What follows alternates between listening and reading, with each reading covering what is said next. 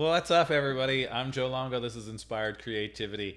And this is Tim Wagner, founder, Roots to Rise, founder, Yep. owner, No owner, head man in charge, executive director. executive director. You can't own a nonprofit. Oh, my bad. Y'all learn that? You can't own a nonprofit. Yeah. And it's been a couple years. Three. And it's amazing Thank what you. you're doing. Thank you. Like, it really, like, in the whole sense of yoga, it really is like this wonderful seva, selfless service of giving back to the community. Yeah.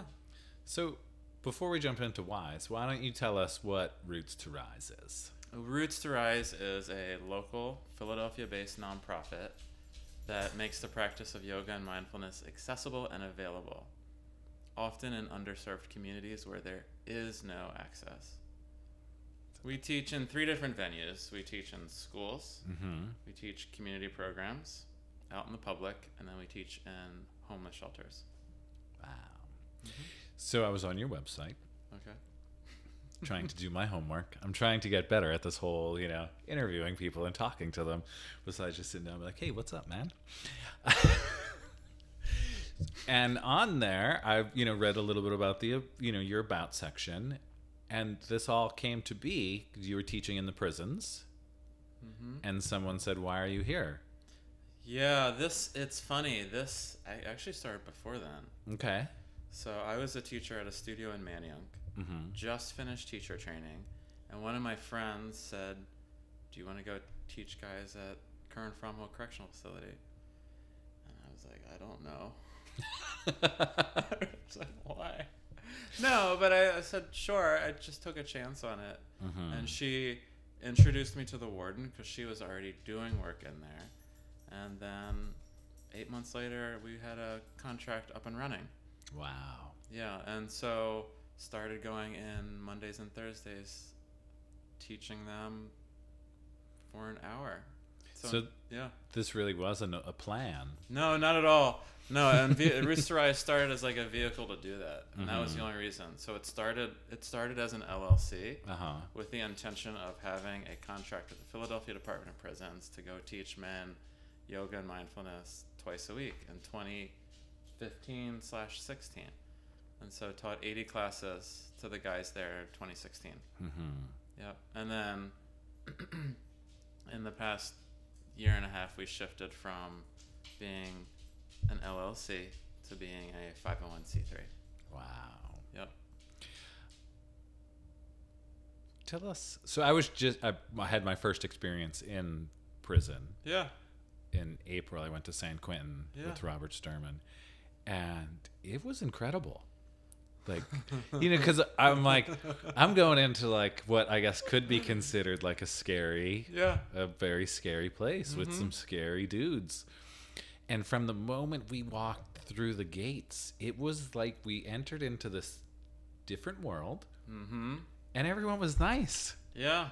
Crazy. It's weird.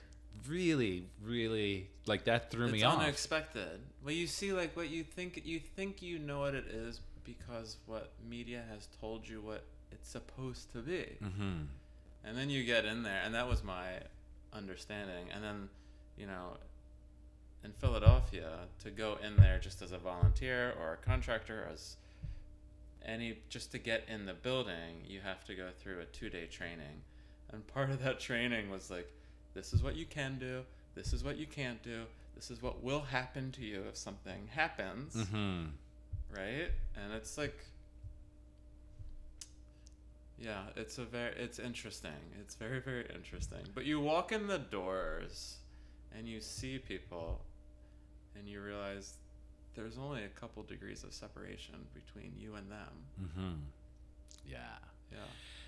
And it was like I didn't really know what to expect. Like, I wasn't sure if we were just going to go in and go right, we were just going to be in the room, or what was going to happen, and what I'd be allowed to film and what I couldn't film. Yeah. And because it was just like, it happened so quick. It was like I was invited, and 2 weeks later I was there. And did you teach there? No, I just filmed. James Fox, who started the Prison Yoga Project. Yeah. Yeah, so he was teaching that day. Okay. and Robert was photographing. So like every 2-ish years, they let Robert go into San Quentin to photograph the prison yoga project. Yeah, so Robert invited me in to film, to do video of the class. So how long were you teaching before this all happened? Because this all seems like very quick. Like it really... I was teaching for 10 months. And it just... Before I started teaching in there. And like literally I graduated YTT, and then a month later was like talking to a warden about doing this. Yeah, serendipitous. Mm-hmm. Yep. So earlier, before we hit record, we were talking about your past, college, and you're an artist. Yes. Which I love it when I meet, like when I'm like, oh wow, I've known you for a while. I had no idea you were an artist. So going from the art route, and did you say you were also a lawyer, or your wife is a lawyer? My wife's a lawyer. She used to be an artist. Right, a photographer. We met at art school. Yep. And what were you doing? Were you working in the arts before training? What was your past life? No.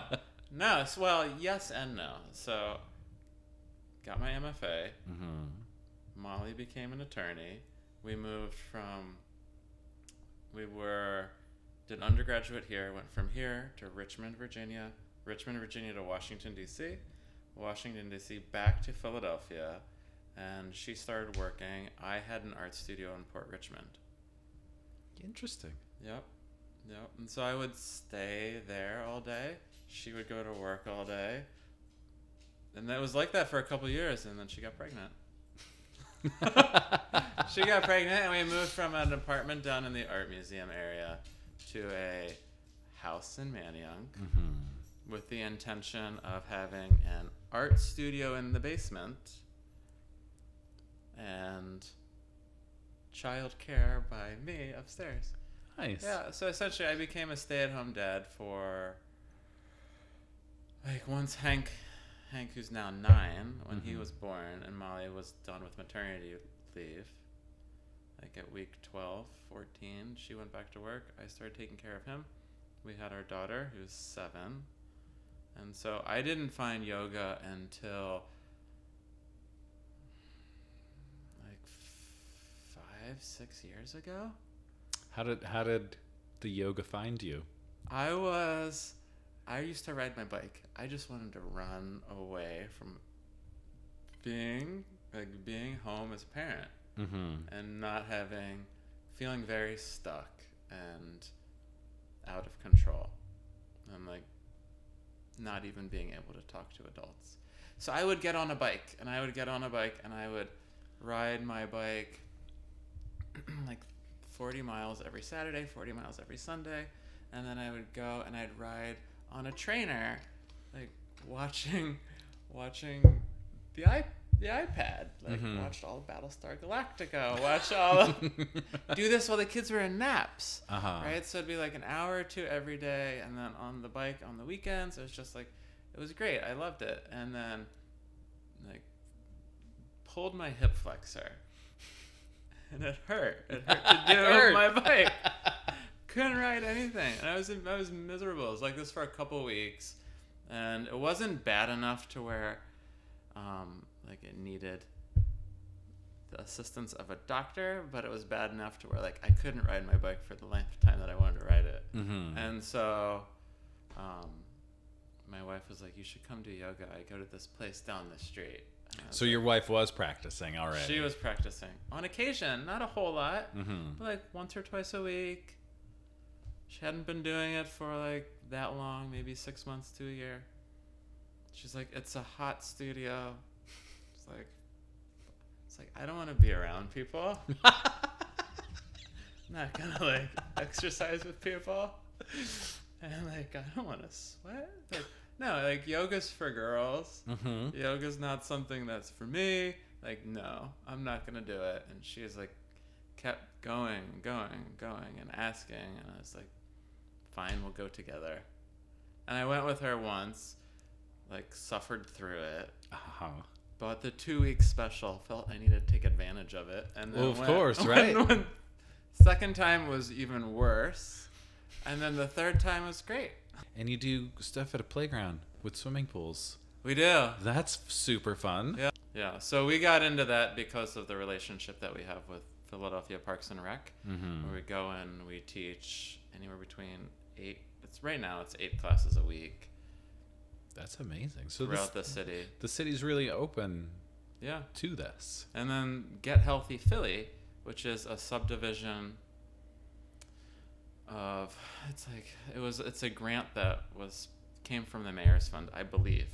Not 100% correct, but one of their branches underneath it is Philly Powered and Swim Philly. And so Swim Philly is what we're doing all of this through the pools. So these classes are sponsored by the city. They're free to attend. Oh, wow. Yeah. Donation, or only if you want to leave a donation? If you want to leave a donation, we will gladly take it, but it is not required. Oh, that's not great. even encouraged. So just yeah. And then after class, does everybody jump in the pool? Everybody gets to swim after class. That's so much fun. And it depends on the rec center. Like, different rec centers have different rules with the pool, right? But I can tell you that at Francisville, you can swim from 8 to 8:30. Nice. Yep. I'll have to bring my floaties. Yoga from 7 to 8, 8 to 8:30. You swim. Perfect summer night. It's great. It's great. Yeah. It's the only class I can get my kids to take. Oh, really? They'll do the whole thing, and then they're in the water before namaste. Like, namaste. Nice. So, are you teaching a lot, or are you more I do now managing all the things? Yeah. I might teach twice a week. And are you also in a 500-hour training? Finished. Finished. It's over. It's Congratulations. done. Thank you. That was 3 Queens? Yep. I heard good things about that training. It's great. And because I was talking to some people that were in it, one of the projects was actually creating a project. Yeah. It was project based, like half of it. Yep. So I'm going to assume this is the project you went with? Well, this is like a subdivision of this. It's not super exciting, but board development and budgetary development for 2019. Stuff that needs to happen. Right. The unfun things that comes when you're like, I'm going to start something. You're like, oh, there's all of those things too. Yeah. Yeah, because I definitely didn't think about any of those things. I'm like, I'm going to be a photographer. I just thought I would like invoice people. Right. Taxes. And hope that they pay you. Right, all of those things. Yeah, taxes. Yeah, that tax. Accounting. Man. Right, marketing, all of it. I'm like, I just want to be a photographer. Well, and that's the hard part, is like you start something because you love it, right? You do, and you're passionate about the work that you're doing, and then you're in this mode of trying to like find funding for the work, and that consumes a tremendous amount of your energy, and you're like, I didn't necessarily sign up for the fun, like this back end half. Like, what I want to be doing is this. So. Right. It's tricky. And it's hard. It's like being in that space of like, what do I need to do to get back to here? Yeah. How do we need to grow? What needs to happen? Right. Yep. So, what would you like to see happen with Roots to Rise? I would like us to be in multiple cities throughout the country. Ultimately. Yeah. With teams of people doing the work that we're currently doing right now in various places. Nice. Yep. All like fully funded and fully sustainable. I mean, the biggest thing is like we want to pay our teachers well, and we want to take care of the people that support us in that sense.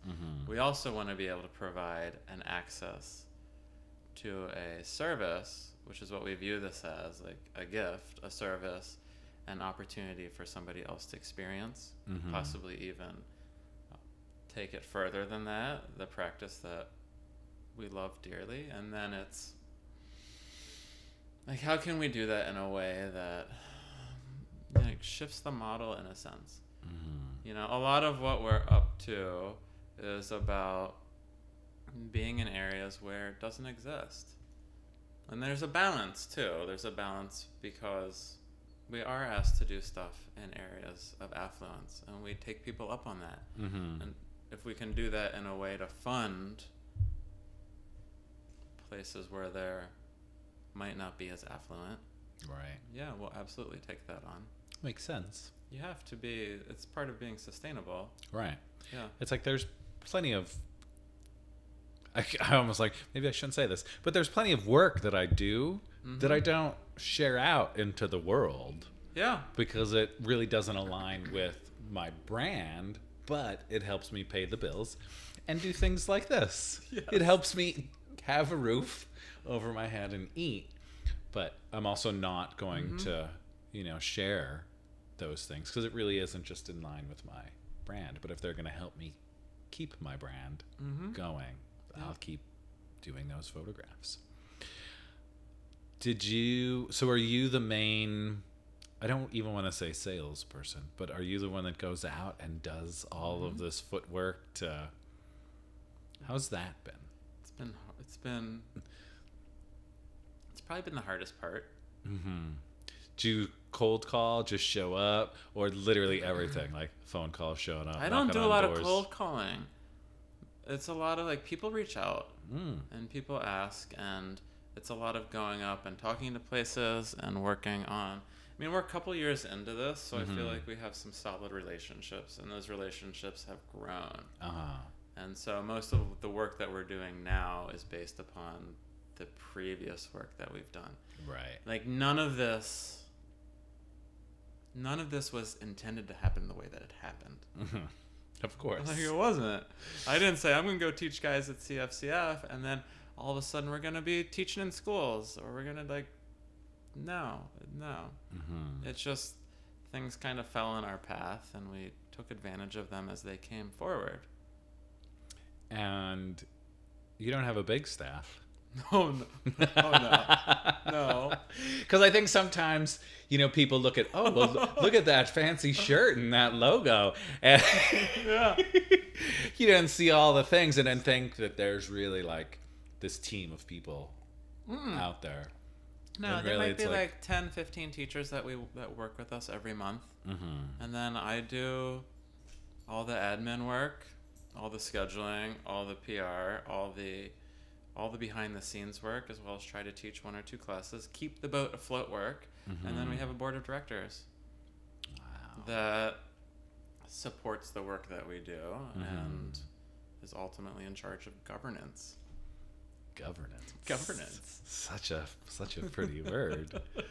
So for the people that are listening or watching, how can they support you? What could people out there do to support Roots to Rise? We are accepting of any donation. You are welcome to give us money. We're a 501c3. We can give you a tax deduction for your donation. Can they donate on the Roots to Rise? You can donate on our website. Yep. Nice. And you can, if you want to make a comment about what we're doing, we'll gladly hear about it as well. If you want to just simply participate and come to classes, we would love to have you. If you want to support and be an ambassador out in the community for the work that we're up to, please do. Please. Nice. Yeah. Thank you so much for taking the time to come sit in my kitchen studio. You're welcome. Hang out with Stella. Do you have anything exciting that the world should know about that you want to share? Anything coming up besides all of the classes? Well, we're getting ready to resume our fall schedule. Okay. Yeah. We are working on plans for 2019, and we hope to have a couple big fundraisers underway for that. Awesome. Well, let me know when those fundraisers are happening. Because last year, was it last year? Oh, gosh. That It's like, you need a do-over. I need the do-over. we can do that all What's over. that? Yeah, that was at the Fillmore last year. Yeah, that was super fun. Yep. And Lulu helped a lot with that. Lululemon has been amazing. Right? Amazing. I'd like to give a shout out to the Philadelphia area Lululemons. For 3 years, they have supported us in ways that I can't even express. Financially, just been extraordinarily generous. Mm-hmm. Yep. I feel bad because Lulu gets a bad rap sometimes. Yeah, I don't. Maybe the big Lulu, whatever, no judgment. But on the local level, they are doing some great things to help support and uplift the community. So they've been wonderful. If you are a Lulu bitcher, stop it. I understand. I think people see them and they look at them as being simply a store that's making $100 pants, and they're taking advantage of a certain type of person who's buying the $100 pants. But the reality is they have an interest in the work that we do. They have been supportive of the work that we do in ways that very few people have up to this point. Mm-hmm. Yeah. Yeah, they're great. Yeah, and they're willing to like go out on a limb for us. Mm-hmm. Mm-hmm. So I would never. They're wonderful. They are. They are. I was just there the other night for the little yogi. I don't know what they're calling it. Oh, the one on Walnut Street. Yeah, for the bhakti with talk. Daniel. Yeah, it was great. Yeah. It was a lot of fun. And sorry, Daniel. Obviously ran way over the time limit because Daniel is the best storyteller out there, and it just but it was good. It was a great night. So thank you for taking the time. I really appreciate it. They could find you at roots2rise.com. Number two. Plural roots. ROOTS 2 RISE.org. .org. If you type in .com, it'll take you to it as well. Sorry, I was just reading your shirt. I know. It's an old shirt. It's an old shirt. It's an old shirt. And on all the socials, Instagrams, Facebooks. Instagram, Facebook. That's the only. I can't do more than 2 platforms. Yeah, it's a lot. It's like suck your life away. Mm-hmm. Yeah. That's for when the support staff comes in. Yes. Emails. All right. So if you're out there, you want to support some amazing things happening, check out Roots to Rise. Go take a class. We do Parks on Tap is every Thursday. Oh, right. Parks on Tap. Goes to the end of September. There you go. If you don't know about Parks on Taps, it's great. It's like it says. You can come do yoga 6 to 7 Thursday. You make a donation to us. We give you a ticket for a free beer after class inside the garden. It's great. They also have non-alcoholic beverages. Yep. Family-friendly event. And you get to be outside and you see the parks. We're planning something with the main library branch involving the roof and regularity. Oh. So it's still in the works. Be on the lookout for that. Be on the lookout. Well, thank you very much. I appreciate it. I appreciate you and all that you're doing for the community. Okay. Thank you. Felt like a mess, that interview. It's all good. It's all good. I'll be back next week. See you then.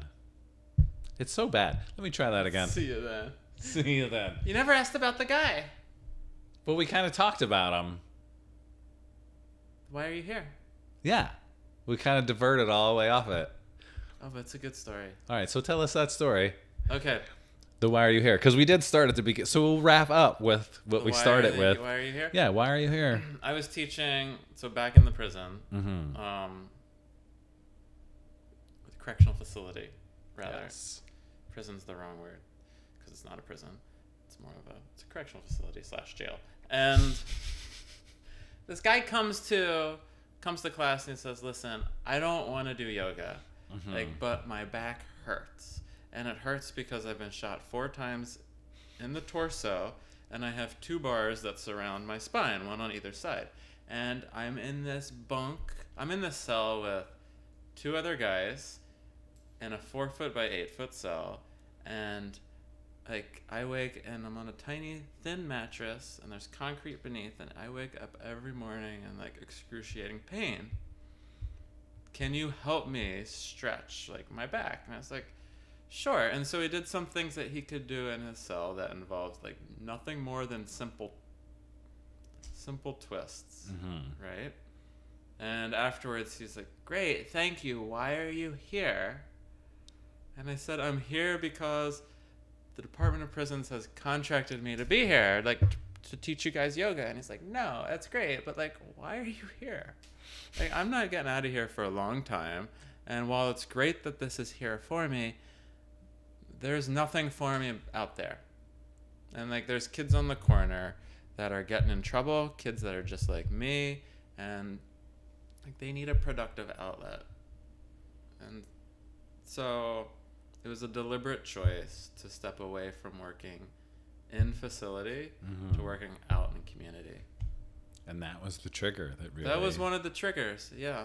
That's amazing. And then so we started doing community programming out in neighborhoods. Wow. Yeah, we started working with children in schools. You never know where that little sign is going to come from. It's strange, and I think that's how it goes. You know, you just have to see it if it presents itself and be willing to be open to it. Right. Yeah. You're like, oh, right. I'm not going to be resistant towards this. Yeah. No, like it's there. Awesome. Yeah. Well, I appreciate you. So that's the thing that I guess we never addressed. That's the thing. And we circled back. Perfect way to end with the why are you here? Which just sounds like so. Why are you here? Yeah. Great story though. She has great ears. She does. You're very pretty, Stella. Then we'll try that ending. Thank you so much. You out there and over there and up in the top row and way in the back. All right, I'll be serious this time. It's like when you think about it. Oh, you can't even. You have to just. I don't know how the people do this, like for real. Right. Like to be a news anchor. It just gets easier. So see you next week. So they say it gets easier with practice. So thank you so much for tuning in. But you need to be like Car Talk and have like the whole list of all the endings. All the endings. Is that the one where the people call in at the end? No, he's like, and this is brought to you by our German driver, like Igor pick off and drop off or something like that. You don't remember those? Never listened to I haven't listened to a Car Talk in so long. I think they're not on the radio anymore, but they're not. They retired. Oh, I had. That's how long it's been. Yeah. But I used to work in all the fake names. It's like bad humor. In a camera shop, and like every Saturday, the guy that I would work with would always listen to it, and neither one of us were into cars, but it was just hilarious. It's great. And this is the best ending ever because we tried to end 18 times. Yeah. So thanks for watching. I'll see you next week. Perfect.